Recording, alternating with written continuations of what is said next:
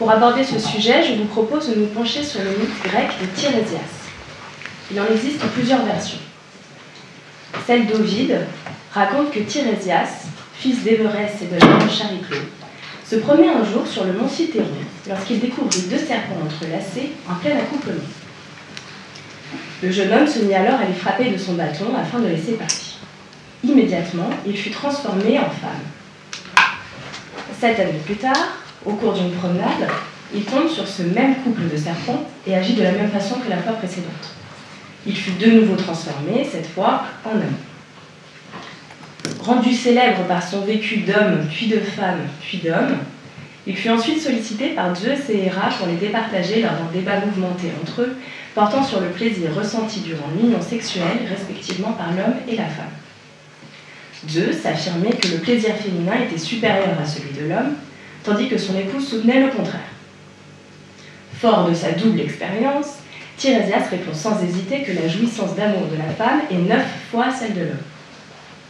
L'orgueilleuse Héra, furieuse d'être contredite, le condamne alors à la cécité. En dédommagement, Zeus lui offre le don de divination et une vie longue de 7 générations. Dans une autre version du mythe, Tirésias, qui chassait un après-midi sur le mont Hélicon, vint à surprendre la déesse Athéna avec sa favorite, qui n'est autre que sa mère, la nymphe Chariclo, se baignant nue aux eaux d'une fontaine. Un mortel n'a bien sûr pas le droit de voir ainsi une immortelle. Dans cette version, donc, c'est Athéna, rendue furieuse par la transgression de cet interdit, qui ôte la vue à Tirésias en châtiment de son audace. Suite aux supplications de Chariclo, Athéna lui donnera le don de divination et une vie extraordinairement longue qui lui permettra d'être présent dans un grand nombre de légendes par la suite. C'est ainsi que de nombreuses décennies plus tard, c'est Tirésias qui mettra en garde contre son destin un certain Oedipe. Le mythe de Tirésias, homme castré par sa transformation en femme, mythe qui nous conduit à celui d'Oedipe, se fait illustration du lien entre castration et Oedipe. Le titre de ce colloque n'étant pas choisi au hasard, puisque ce 36e rendez-vous fait suite à un triptyque intitulé « Les 3 temps de l'Oedipe ». L'acte 1 fut intitulé « Mère, enfant, phallus, l'étoffe d'un désir ». L'acte 2 « Entrée en scène du père ».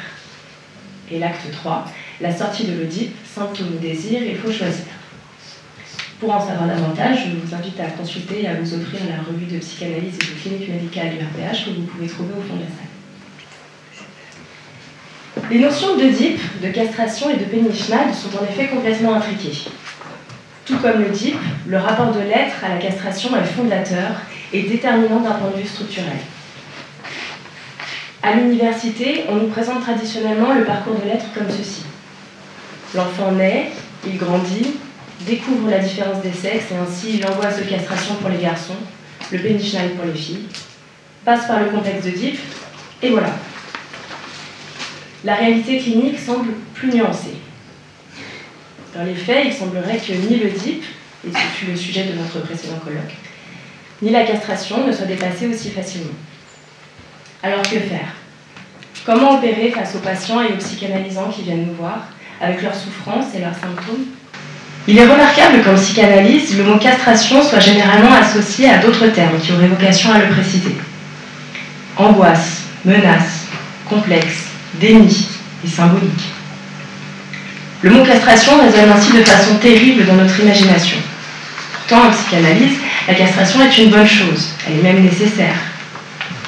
On peut ainsi se poser la question suivante. Si la castration renvoie à l'horrible, quid de la propre représentation du psychothérapeute ou supposé psychanalyste et de sa résistance? Depuis son commencement, l'humanité a attesté dans la réalité et dans le réel de sa préoccupation autour de la castration. Depuis la castration punitive, infligée par les vainqueurs aux vaincus dans la mythologie de l'ancienne Égypte, jusqu'aux pratiques que sont l'excision ou la circoncision, en passant par la castration rituelle, créatrice d'eunuques destinée au harem, l'histoire ne manque pas d'exemples de tentatives pour soustraire un certain pouvoir aux hommes désignés. Mais, comme nous le verrons plus tard, la castration se joue bien davantage sur le plan symbolique que dans le champ de la réalité. Quant au concept de pénichnade, vous noterez qu'il est utilisé au RPH en VO, afin de reprendre le terme exact utilisé par Sigmund Freud, communément traduit en français par « envie du pénis ». Mais est-ce vraiment de cela qu'il s'agit? Le terme pénis renvoie strictement à l'organe sexuel masculin, et celui de Pénischneid désignerait davantage le phallus. Nous y reviendrons.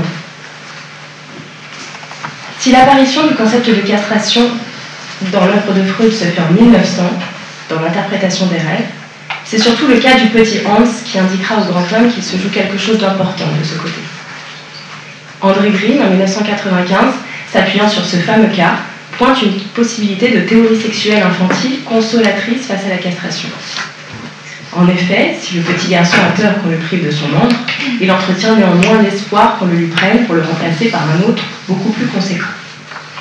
Pour Green, il s'agit là d'une attestation que le Pénischneid est aussi une affaire de garçon. Revenons-en au mythe de Tiresias. L'intensité de la jouissance féminine dont il fait état indiquerait que le sexe féminin permet l'accession à une forme de jouissance supérieure.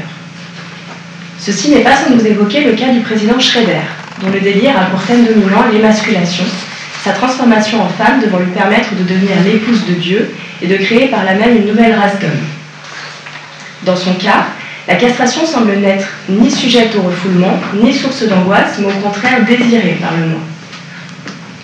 Freud, à partir de cette castration clairement exprimée comme une aspiration, proposera pour la première fois l'idée de complexe paternel qui deviendra complexe d'Oedipe. On voit bien ici que le complexe de castration, intriqué à l'Oedipe, est loin de se limiter à l'angoissante idée du retranchement du pénis. Lacan a œuvré pour donner au concept freudien de Pénischneid et de castration une compréhension moins étroite et plus métaphorique. Pour lui, si le pénis renvoie à l'organe anatomique, le phallus, avec un P majuscule, est de l'ordre de la fonction symbolique. Le phallus n'est ni un fantasme, ni un objet, ni l'organe qu'il symbolise, c'est un signifiant. L'inconscient, selon Lacan, étant structuré comme un langage, il y a de fait du manque, car le langage ne suffit pas à rendre compte de tout. Ce manque est bien sûr nécessaire, car c'est le manque qui crée le désir qui motive l'être. L'angoisse, elle, vient du manque de manque, comme nous l'enseigne le cas du président Schroeder. Alors, angoisse, castration symbolique, Pénischneid, phallus, voilà bien des notions à décortiquer au cours de cette journée. Mais n'oubliez pas que la castration, c'est aussi renoncer à tout savoir et à tout comprendre.